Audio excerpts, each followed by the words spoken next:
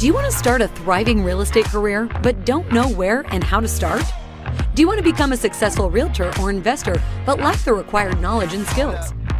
Gear yourself up with the best and actionable advice here on the Real Estate Rundown. Tune in as Shannon Robnett talks with industry veterans about all kinds of asset classes, market trends, challenges, management techniques, and success stories. Listen to informative discussions with valuable tips that will serve as the foundation for your incredible real estate venture. Now, here's your host, Shannon Robnett.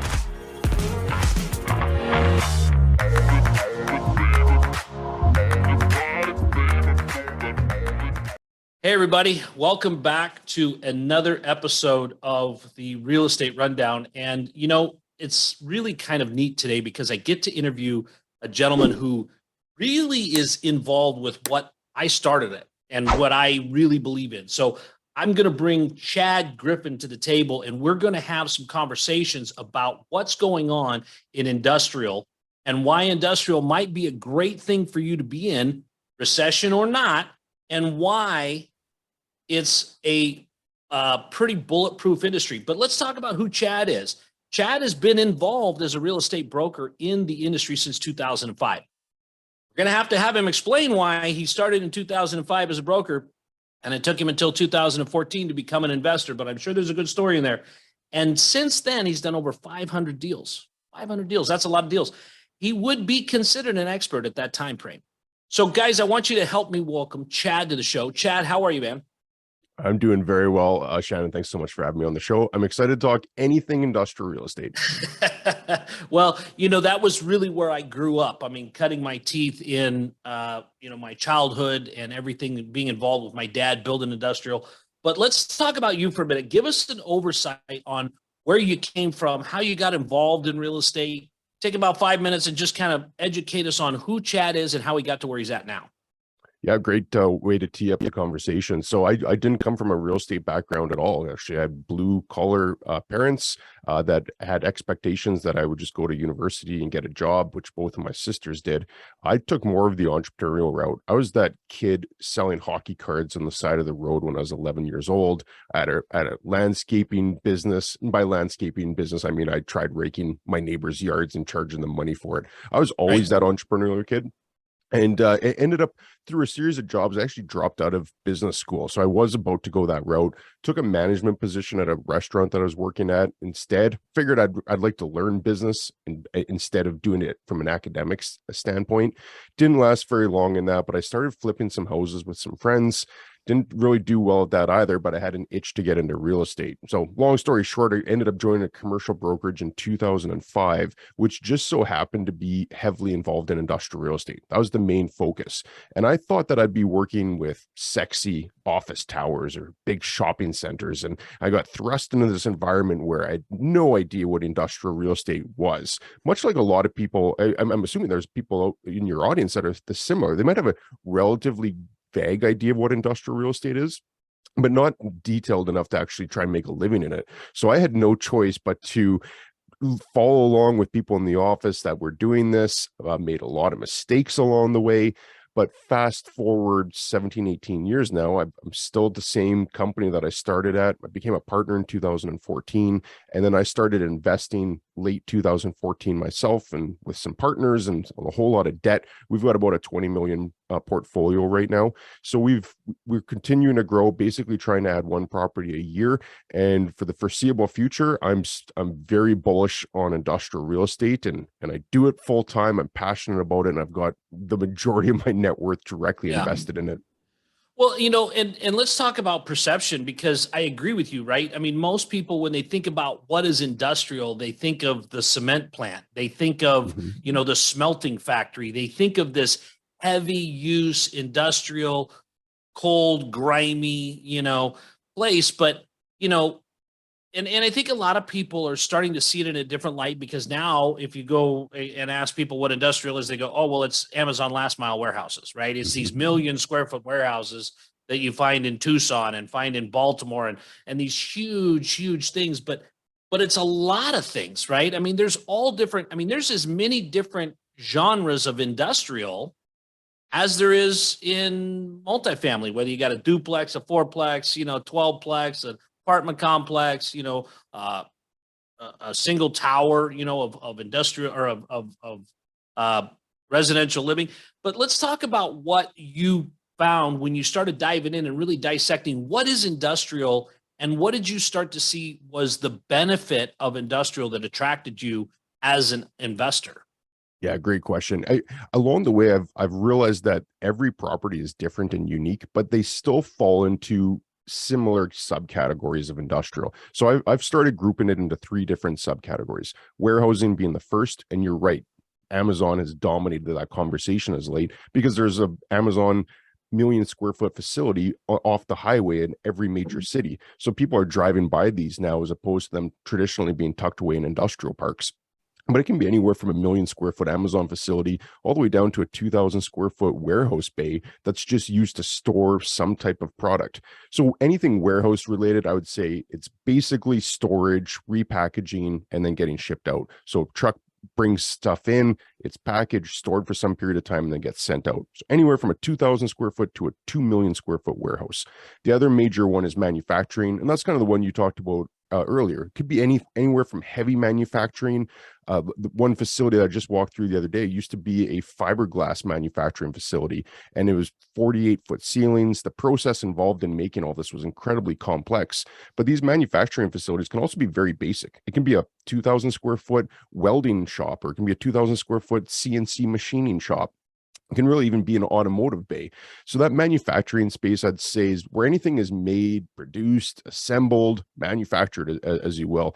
So it's typically going to be like a medium to heavier industrial versus light industrial of a warehouse where things are just stored. And then the third category would be flex space, is what most people are calling it.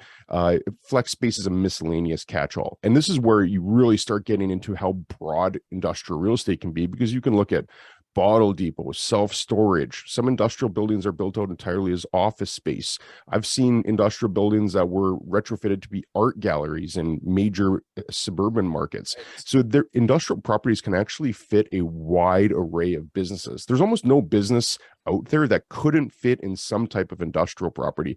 So once you start looking at how broad that category is, in my mind, it opens up a lot of opportunities, but it also opens up a lot of risks. So if you look at it, if you buy a well-positioned industrial property and it's versatile enough that it can essentially lease to any amount of different tenants out there, you've got a lot of opportunity to attract tenants if the existing tenant leaves. Conversely, there's a lot of risk with it. Going back to that fiberglass manufacturing facility I just went through, if that property was specifically built for the tenant that was in there, when that tenant eventually leaves, and every tenant is going to leave at some point, it might be 1 year, it might be 40 years, but every tenant is eventually going to leave the building. What is the prospects of releasing that property down the road? And I've got countless stories of investors that had property that was specifically built for one tenant. And when that tenant left, it cost them a lot of money in retrofitting that for the next tenant. And then quite often it's also accompanied by having it vacant for a period of time. So I love it from the standpoint that I think if you're an educated investor, you know exactly what you're getting into and you know that market really well, and you can avoid those pitfalls, tremendous amount of opportunity. But if you get into it green and you don't have systems in place to make sure you really understand what you're buying, it also comes with a tremendous amount of risk. So full spectrum can be a great investment. It can also be a terrible investment for the wrong investor. And I agree with you on that. I just bought a building that I'm going to repurpose that had a bail bondsman, a bookstore, an aquarium, and a gymnasium. Wow, that's a diverse group of tenants. Exactly. But I mean, we also do a lot of flex space. We've got people that, flex space for me is very popular because when you do have that Amazon guy that moves out of 2 million square feet, you've got to find other large users, and usually users tend to grow and constrict at the same time, right? So if you're dealing with shipping and receiving, like Amazon, they're all growing until they're all constricting, right? In just the sub-market of who the DC is. But what I've seen is that flex space, that repurposing space. I've seen a lot of things done very creatively. Like you said, I've seen self-storage go into old buildings where you've had the pods that are being stored, and all different kinds of uses. But you said something there about how to assess the risks, and there are ways to assess the risk. When you're looking at purchasing an industrial property, what are some of the risk factors that you look at when you're looking at how to decide what that cap rate is and how that purchase price is going to lay out? Yeah, a great topic. It was, I think that there is a methodology that investors can follow, and not only do I think that it's something that they can follow, I think it's something that they should follow. Every investor, irrespective of the asset class, should have a system in place, and industrial is no different. I look at industrial first from the standpoint that I want to understand what my downside risk is before I start analyzing what any of the upside potential might be. So before I start getting into a pro forma and figuring out what my 5 or 10-year cash flow is going to look like and making all the assumptions that come with it, first want to understand what my true downside risk is. And this is where industrial is fairly unique. Unlike retail or office or multifamily, if you've got a property in a good area, there's a good chance that you'll find a tenant at some point. Industrial is different. If you don't fully understand what that asset is at a fundamental level, then you could get stuck holding a property. That repurposing is a great way of describing it. I had one client that cost them $1 million to repurpose an industrial building. It's a larger property, so the numbers scale in proportion of the size, but there's not many investors that can just go and handle a $1 million retrofit cost. So before I do any forecasting, I want to understand, what is that property worth if it was vacant? Even if I'm buying a property with a 10-year tenant in there, what's that property worth if that company went out of business, if they decided that they just wanted to leave at the end of their term? I'm a firm believer that every tenant will leave the building at some point. So you need to have a solid understanding of what is that building worth. And that's an exercise of going through that building, identifying the strengths, identifying any weaknesses, identifying any things that might have to be corrected. And I hate to keep going back to this fiberglass facility, but it's a relevant example. What the process involved in their fiberglass manufacturing meant that they had these sub basements underneath the main the concrete floor, and there was unusable to every other tenant that was in there. So it was a massive cost, among other things, just to go and fill in those concrete holes that were in the floor going to this sub basement. So if you have a really good understanding what the property is, and you can say, if this tenant were to leave tomorrow, here's all the other properties that are on the market. I believe that this one has the loading doors are comparable to the market. The yard space is comparable. There's adequate marshaling area for trucks to get in and out. Ceiling height's the right height. There's the right power that's in there. If you can identify the core things that a tenant's looking for, and recognize that there's always going to be some things that you're going to have to address when a new tenant comes in, but as long as you can keep that to a minimum or have it even cosmetic for the most part, you don't have to don't have to bring in more power because your building is underpowered compared to what comparable properties are. As long as you can identify that this is what I think the property would lease for if it went vacant, or this is what it's worth if I had to sell it, then you can at least realize your downside risk. So if you're buying a property, maybe there's a 10-year tenant in there and you're getting, let's just say $10 a square foot. If that's great, and you could model out your pro forma on that. But what happens if that property is only worth $8? What happens if the rest of the market is saying comparable properties are going for $8 a square foot? Well, there's your potential downside risk in my mind. And things can look a lot different 10 years out when that cash flow is up and the term is up. But what happens? What happens if that tenant left and you had to release it at $8 a square foot? Well, just going on a simple cap, you just lost 20% of your market value instantly, that quickly. So that's the biggest thing that I always recommend, is fully understand what that property is worth vacant before you start making any assumptions and building on a pro forma.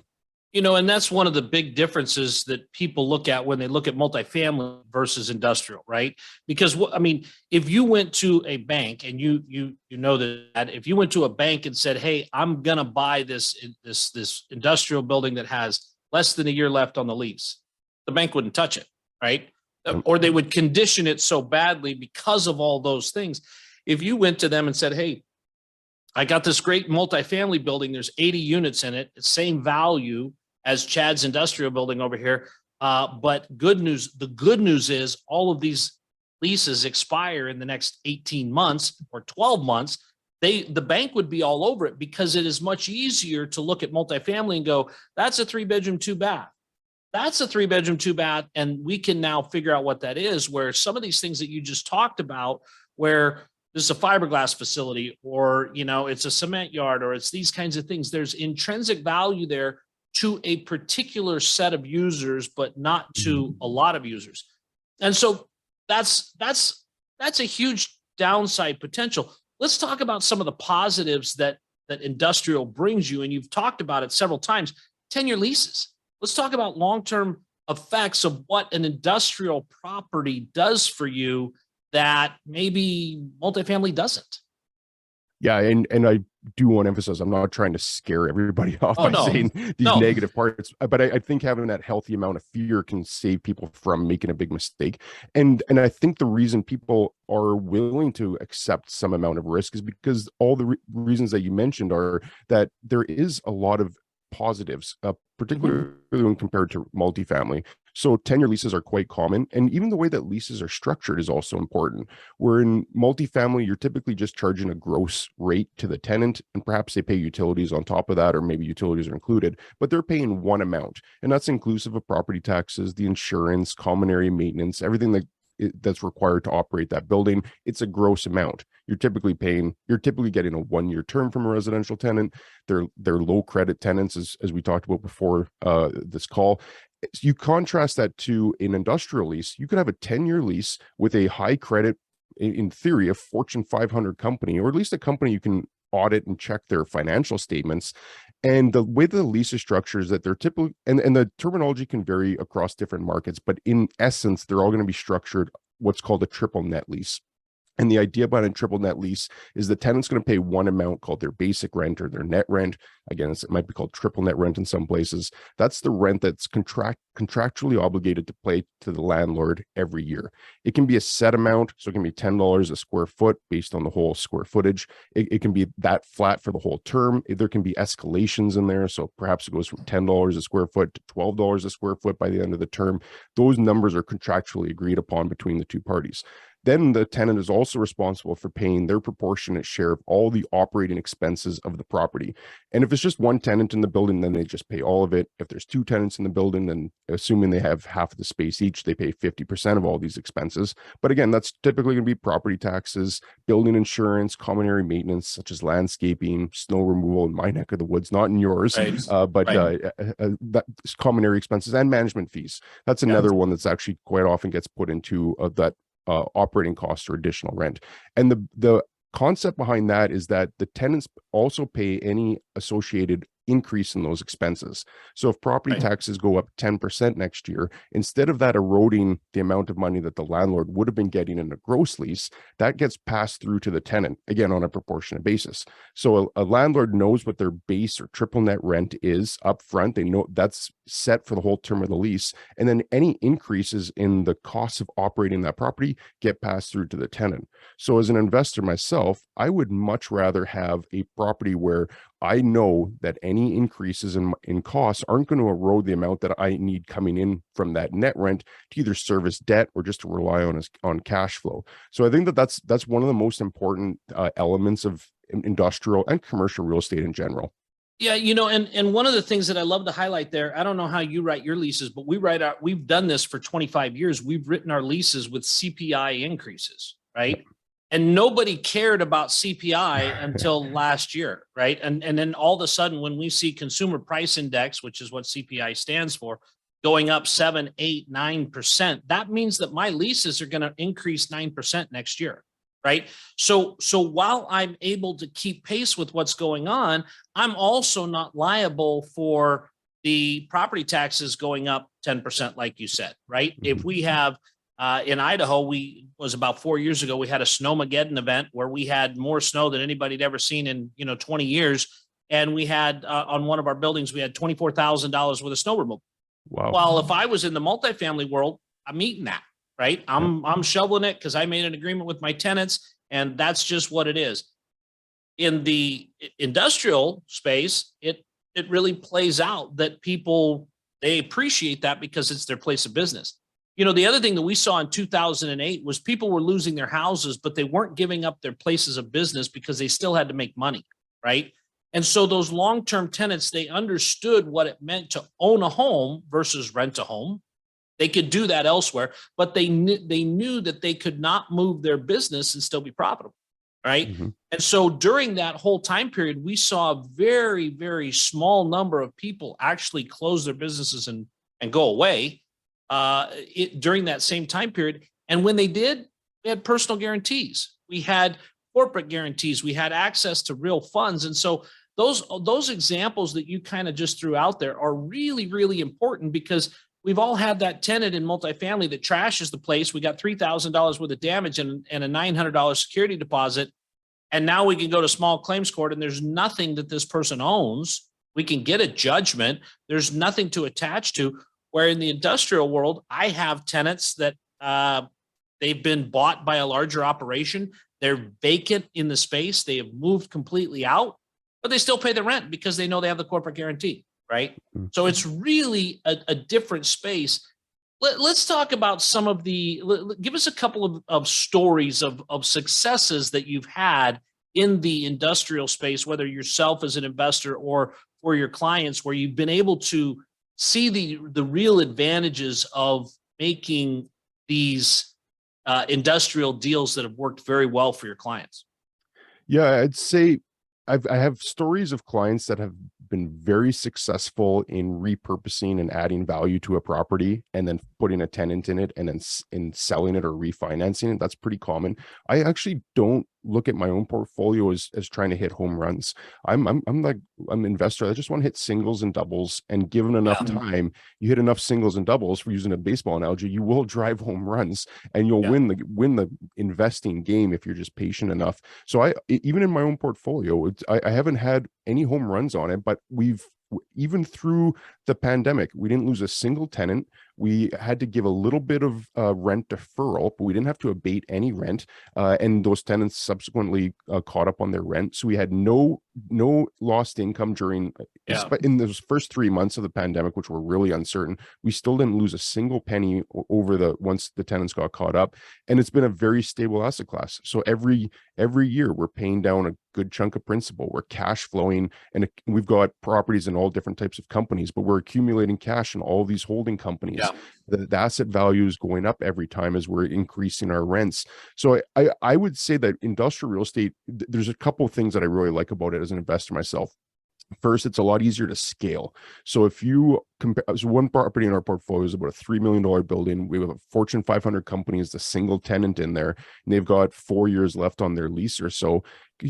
Compare that to a multifamily property call it a multifamily property. I'm guessing $3 million would probably get you 20 units or so. Give or take 150 grand a door, more or less. But let's just say it's 20 tenants. So can you imagine the differences between managing 20 residential tenants and all the turnover and all the issues that come up with it versus the single industrial tenant who's a large international company who takes care of everything on their own? It requires very little management on our behalf versus that 20 unit apartment complex. So it's a lot easier to scale investments when you can add one tenant at $3 million and you don't need nearly as much management infrastructure as you do with that 20 unit apartment building. And I think from the standpoint that if you can prepare by having those longer term tenants in there and really just look at the long-term objective as opposed to having to constantly refill residential units and the brain capacity and the anguish that just comes with dealing with that many residential tenants. I just like the long-term aspect. So there's undoubtedly huge success stories out there of people that have hit home runs. They buy a property at, call it $4 million.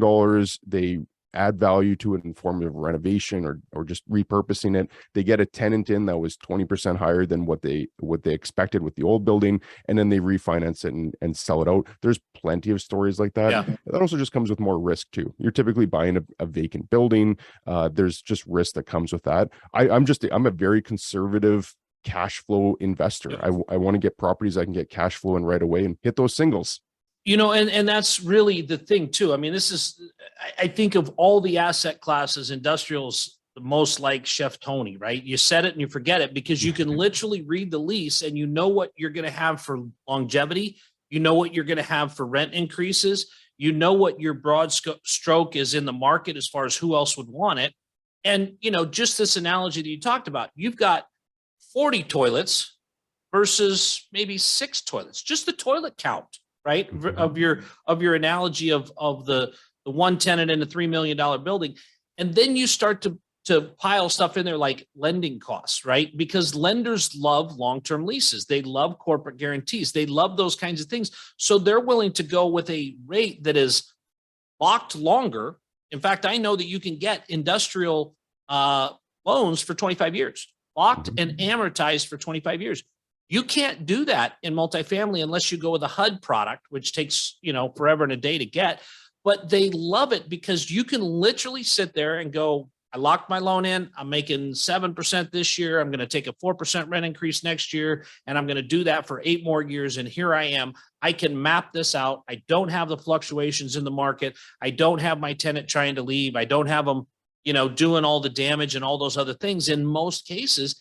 And it really is something that allows you to get involved in an asset class that you don't have to pay a lot of attention to.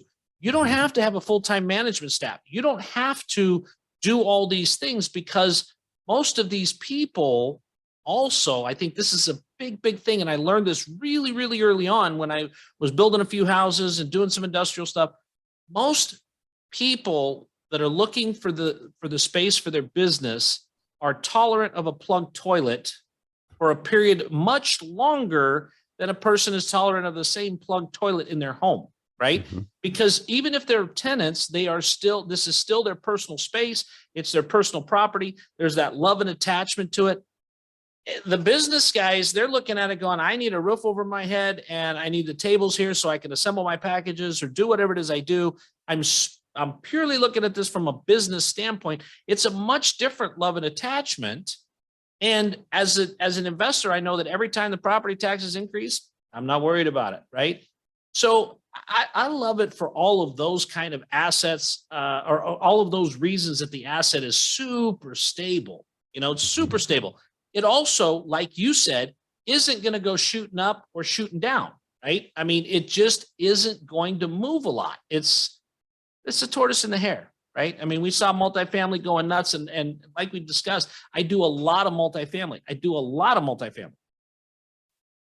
Industrial is just something you can't hardly miss with because it does do that steady Eddie stuff. So, I really appreciate your insight and how you've broken this down for us and allowed people to understand that while there are risks, there's a lot of things that you should really consider about multifamily that really kind of puts things in perspective and makes it steady so that as you're looking for cash flow, this is a great thing for cash flow because it just continues to do what it does, right? But before we let you out of here, Chad, how can my listeners find you in the great World Wide Web? Yeah, so as you can tell, I just love talking about industrial real estate. So I've got a YouTube channel where it's the sole focus of the channel is just trying to provide information on the industry. I've never even mentioned what company I work for. I don't mention what city I live in for the sole reason I just want it to be a value add experience for someone that wants to learn more. So if you just search industrial real estate on YouTube, you'll find my channel because I think I'm the only person that's talking about it regularly.